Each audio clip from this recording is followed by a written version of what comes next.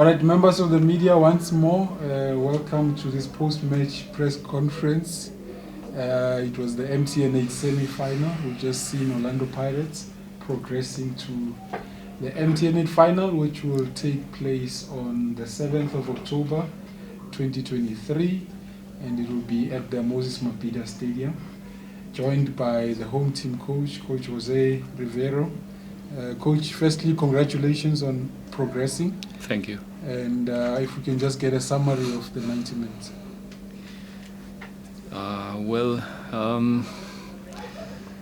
Again, we same as last time here, we didn't start the way we wanted. Losing the ball too easy in the first minutes of the game, and not really playing the areas where we wanted. All the credit also for our opponent. I think Stellenbosch played a really good semi-final overall in Cape Town first, and also today it was a very difficult opponent for us, as usually. And threatening with long balls, long diagonals with Titus. There was always some difficulties to defend. And in one set piece, in the second action in one set piece, they managed to get the lead. We were not comfortable at all during the first half. We were there playing football, but not our football, and that's not a good thing. Second half, I think we controlled the game fully, in my opinion. The uncertainty of the result makes you feel so-so, but I don't remember any situation where they could really have a clear chance. Long balls, a couple of set pieces, throw-ins, but I think we created better chances in the second half.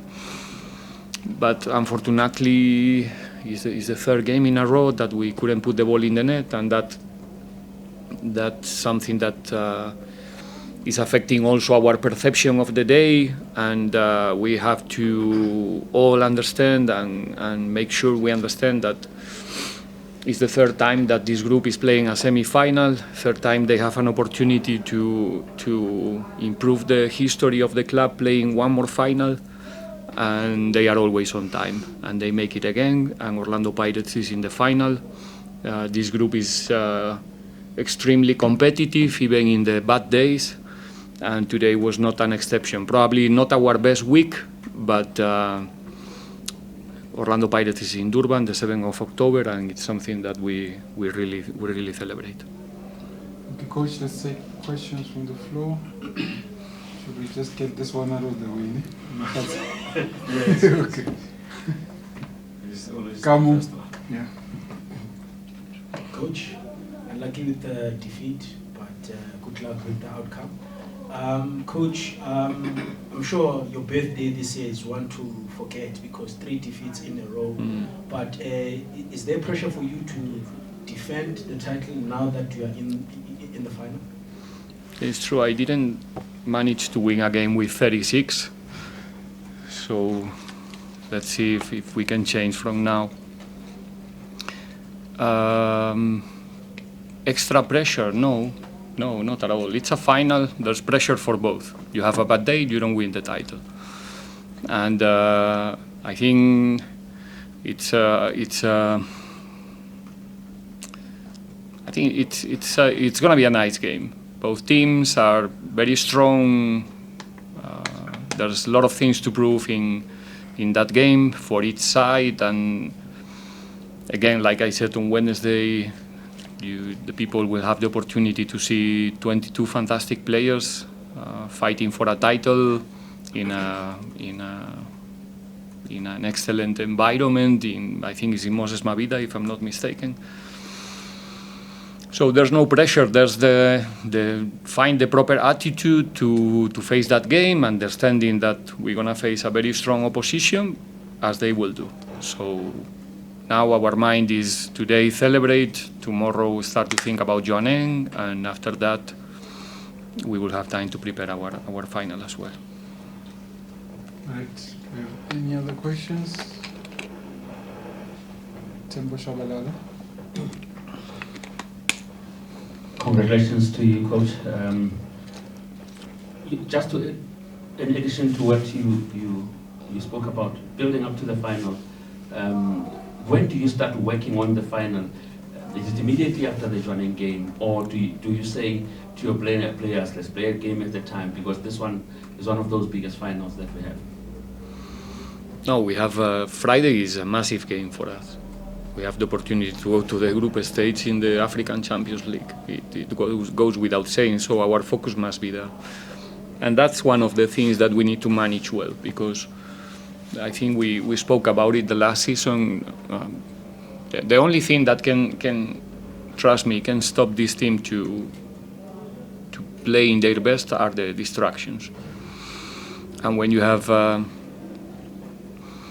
big games all together in a short period, you used to get distracted, you know. And I think since we started last season, little by little, we are again back in the, as a club, I mean, as a team, as a club, we are again having the opportunity to play big games in a high frequency, and that's how you get mature to manage, you know.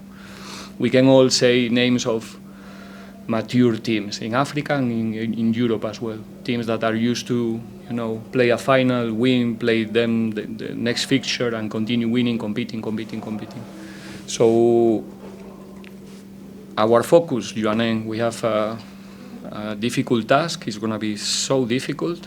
They are leading 1-0, but we understand the responsibility we have. So our job as a coach, as a coaching staff, is make sure that everybody is thinking about the importance of that game. And after that, if we manage to go to the group stage, we're gonna get a